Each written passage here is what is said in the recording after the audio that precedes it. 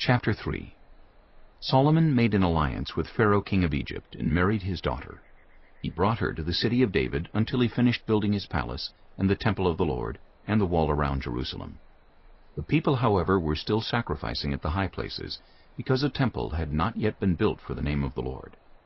Solomon showed his love for the Lord by walking according to the instructions given him by his father David, except that he offered sacrifices and burned incense on the high places. The king went to Gibeon to offer sacrifices, for that was the most important high place, and Solomon offered 1,000 burnt offerings on that altar.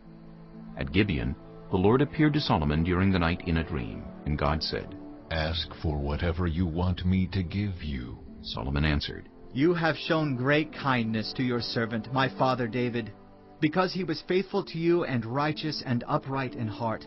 You have continued this great kindness to him and have given him a son to sit on his throne this very day.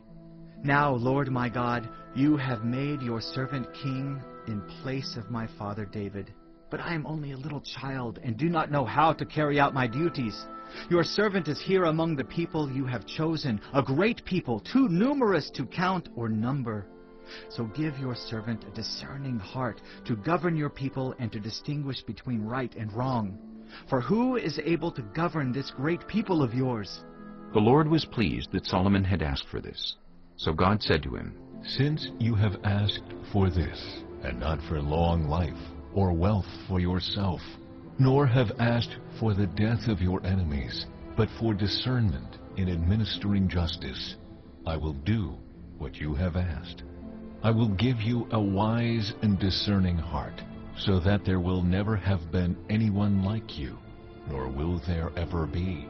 Moreover, I will give you what you have not asked for, both wealth and honor, so that in your lifetime you will have no equal among kings. And if you walk in obedience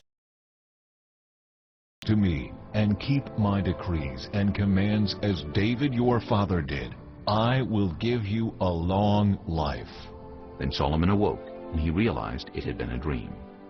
He returned to Jerusalem, stood before the ark of the Lord's covenant, and sacrificed burnt offerings and fellowship offerings. Then he gave a feast for all his court. Now 2 prostitutes came to the king and stood before him.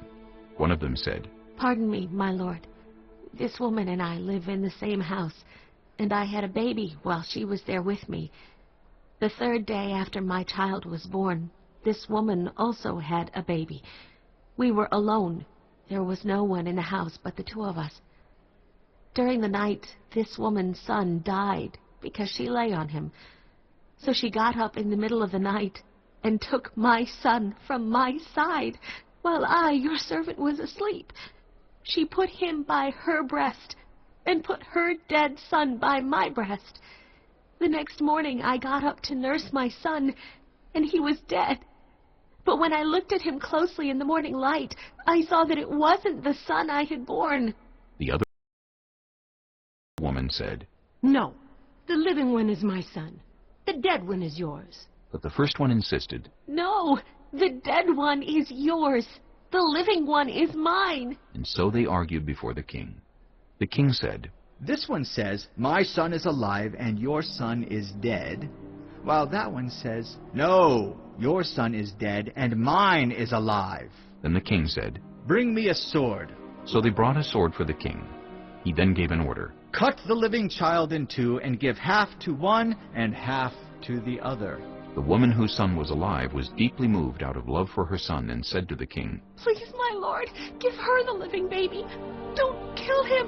But the other said, "Neither I nor you shall have him. Cut him in 2. Then the king gave his ruling. "Give the living baby to the first woman. Do not kill him. She is his mother." When all Israel heard the verdict the king had given, they held the king in awe, because they saw that he had wisdom from God to administer justice.